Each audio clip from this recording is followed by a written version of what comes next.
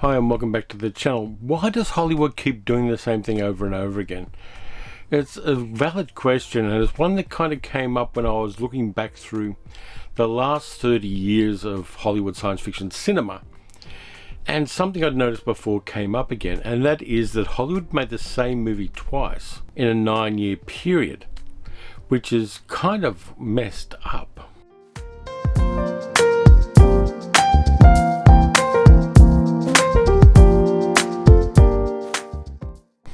Now, it wasn't the same studio, it was two different studios, Paramount and 20th Century Fox. But they made the same science fiction movie twice, and very few people talk about it. I don't know if anybody else has, but they did. So let's start with the first one. From 1995, directed by Brett Leonard. It's a little movie called Virtuosity, starring Denzel Washington and a very young and not bad looking Russell Crowe.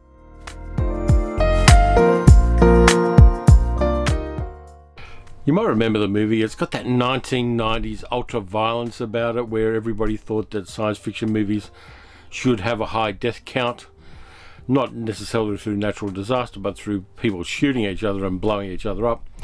And Virtuosity is a part of that. Now, Denzel Washington stars as a prisoner called Parker Barnes, who used to be a cop until he blew away the terrorist who killed his wife and child, as you do. Parker's in prison, he's got a beard, he's got dreadlocks. Now, he's part of an experiment by a large company called LETAC, Law Enforcement Technology Advancement Center, which is doing virtual reality stuff for training police officers. Basically, what they're doing is they made a virtual reality version of that 1994 computer game, which I've started playing in the last few weeks, Virtua Cop. So basically, the movie starts out with Parker and another guy playing Virtua Cop in virtual reality, and they're tracking down a killer who is an algorithm based on a whole bunch of different serial killers. The algorithm's called SID 6.7 and it's played by Russell Crowe. Now, the first issue I've got with this movie is, who thought it was a good idea to have a genetically evolving algorithm based on a whole bunch of different serial killers? And who, for starters, thought that was a good idea and would end well? That's only part of it, but I'll go into the second part of it in a minute. So Parker and the other guy go in and play Virtua Cop with SID 6.7. They're in a city. They then go into a Japanese teppanyaki bar, which has got every cliche of Japanese culture you ever saw, because it's the 1990s. And Cyberpunk demanded that you have Japanese stuff in it. The other guy gets killed by a SID 6.7, even though you're not supposed to die in this virtual reality rig they've got, which is a big and clunky piece of technology. Now, the virtual reality in this movie is kind of interesting because there are glitches in the Matrix before the Wachowskis made the Matrix. And I found that kind of cool that the Wachowskis actually borrowed a few tropes from this particular film. LETAC's developing a few other AIs, including a Sheila 3.2, which is basically a sex bot. I'm so tired of playing alone. And that section is run by Kevin J. Connor, who'd be the last person to cast in the role of somebody who's going to use futuristic sex technology in a responsible manner. So Kevin J. Connor's kind of having virtual sex with Sheila 3.2. Meanwhile, Steven Spinella's character is developing SID 6.7, the ultimate serial killer, who is, let's say he socially engineers very well. He's totally ruthless, and he is a nasty piece of crap. And of course, the go-to guy for playing nasty pieces of crap for the last 30 years in cinema has been Russell Crowe. Kevin J. Connor's character is developing a technology where you can drop an AI module into a bath of blue silvery gel and it will create a nanotech android. Of course, things go wrong. Steven Spinella's character manifests SID 6.7 in the real world, and Parker Barnes is sent to hunt him down. Now, there's a whole bunch of different character actors who were wasted in this movie. You got Louise Fletcher in there, you got William Fichtner. You got a whole bunch of those faces that you know, and you know that they're good character actors playing rather cliched roles that are woefully underwritten. In fact, every character except maybe Sid 6.7 is underwritten in this one, including Parker Barnes. You see Parker go back to prison and take down a white supremacist, so you know he's a tough guy, you know he's an ex-cop. So the whole movie becomes a chase to track down Sid 6.7 in places like train stations and nightclubs. You got Kelly Lynch playing a psychologist who helps Parker out. She's got a young daughter played by Kaylee Cuoco, who later went on to be in The Big Bang Theory. You get the usual kind of 90s action film where lots of people die and eventually the bad guy gets taken down. The movie's got very janky 1990s computer-generated special effects, which have a kind of quaint charm about them. And it was one of the movies that made people pay attention to Russell Crowe as an actor. The whole movie screams 1990s. You've got the usual Los Angeles locations. You've got the pollution in the air before the clean air laws were passed. And it's a kind of nostalgia trip as much as anything else. It's got big boxy CRT computers. It's got some visual interfaces that look a little bit like they were made on an Amiga 2000. And the one thing I forgot to mention about Parker Barnes is he has a robot arm. In fact, it's his left arm was replaced by a robotic prosthetic after his family got killed by the terrorist and he got blown up. So let's zip pan to 2004 and the second movie, which is more or less the same movie. I, Robot, starring Will Smith. Now this one had an interesting birth. It was originally going to be a Bryan Singer movie, and I bet they're glad they didn't do that one. It ended up being directed by Alex Proyas, who had given us Dark City, an Australian-Egyptian director who, this was his last studio film. He said that making a movie for a studio is like running across a ballroom while somebody is throwing chairs at you. He then, of course, made Gods of Egypt, and his career totally tanked because he spent all of his time arguing with people who said that his movie wasn't very good.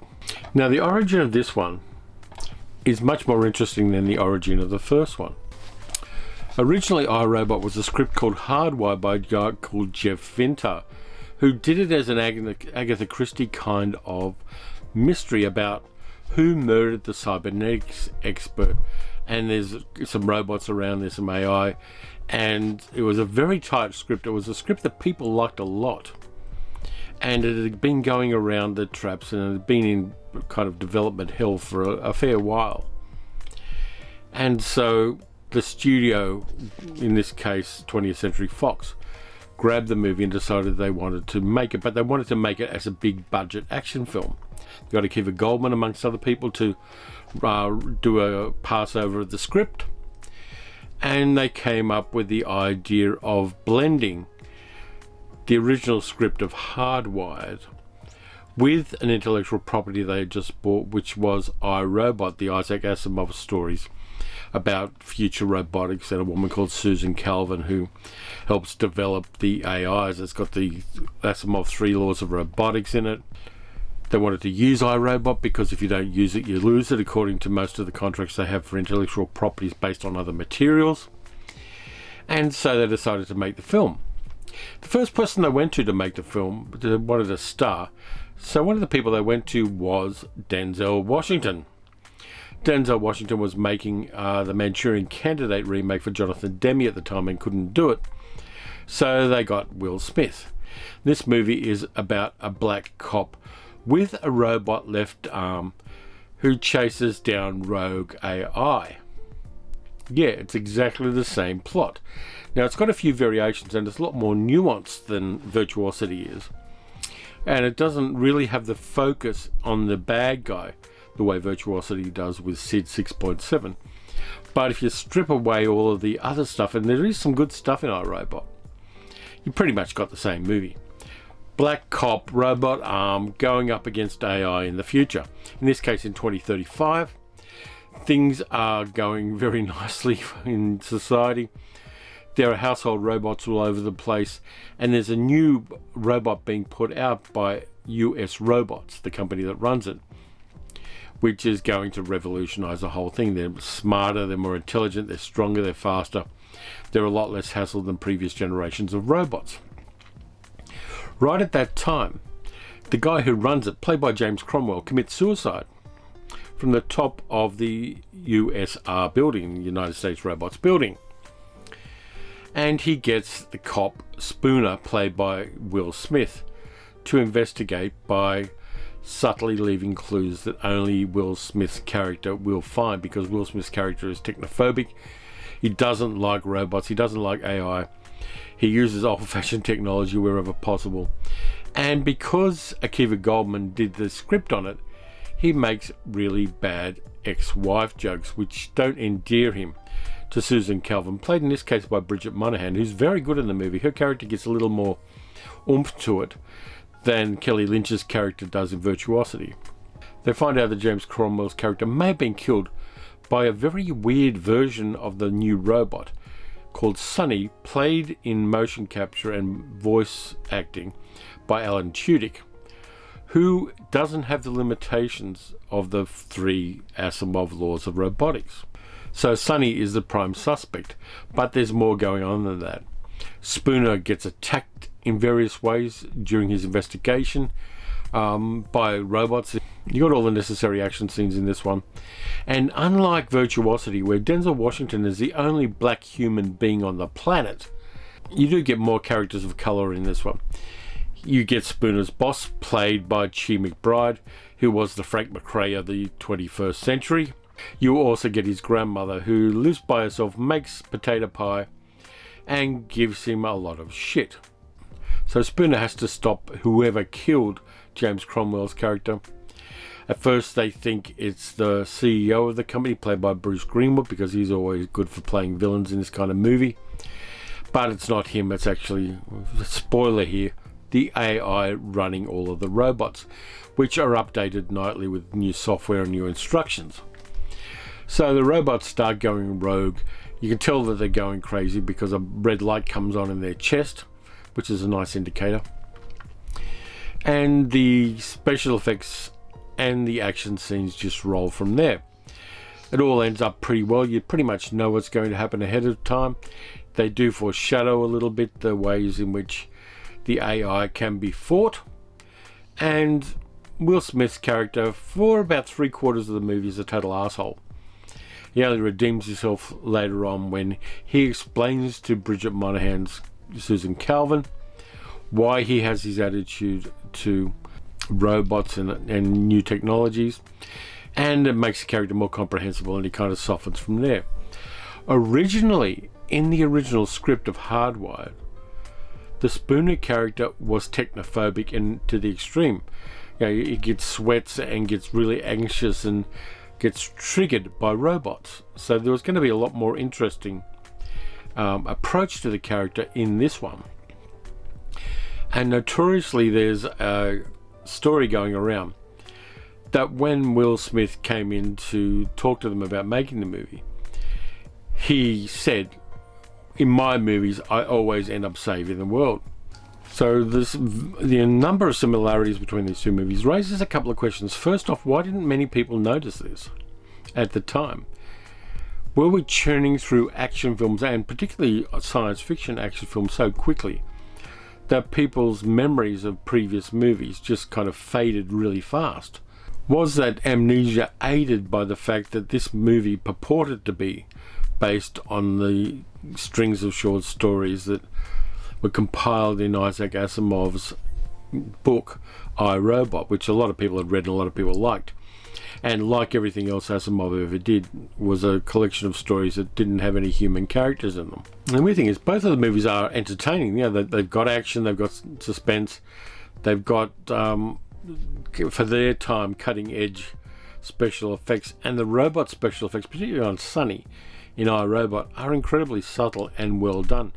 They really do lift the state of the art from where it was previously, and the subtleties of Sonny's facial movements are a nice piece of applied special effects. And I'm not going to criticize the movies for that, but those similarities show the limitations of people following trends and people really not understanding science fiction as well as they should.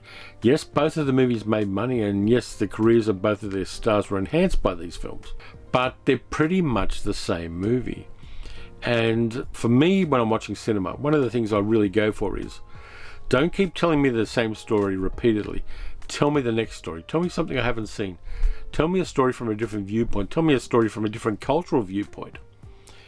And so both Virtuosity and iRobot, while still being respectable science fiction actioners, are really letting people down by just giving them more of the same. And that makes them kind of disappointing from my point of view. Yeah, I mean, nobody's expecting them to be the best movies ever made. They were there basically to get bums on seats, popcorn in mouths, and money in the bank. And they succeeded in doing that. But as a science fiction fan, and as somebody who likes good original cinema, I think that the movies show the limitations of this Hollywood studio system. And I'm a little bit wary that with the consolidation of Hollywood into two megalithic blocks, you've got Sony and you've got Disney and very few other players in the Hollywood system. That's going to lead to more of this kind of thing, which I'm going to keep my eye on. I really want to see whether that happens, and I really want to make sure that when it does, I'm going to point it out, because there are probably movies like a version of William Gibson's Neuromancer, which Vincenzo Natali's been trying to get going for 2 decades. Didn't get made because somebody decided they were going to remake Virtuosity under cover of making an adaptation of an Isaac Asimov story. And that kind of stuff pisses me off. Yeah, I mean, there are people who get pissed off by the smallest things in the stuff they're passionate about. Sports fans get pissed off by small things, and I get pissed off by movies which are basically the same movie as one made 9 years before. So that's my rant, and that's the end of this video. Thank you very much for watching. If you enjoyed the video, please consider liking and subscribing and leaving a comment. You can also support the channel by going to patreon.com/paleocinema. And as always, look after yourselves. You know, old Satan Claus is out there, Jimmy. And we've got to keep ourselves safe.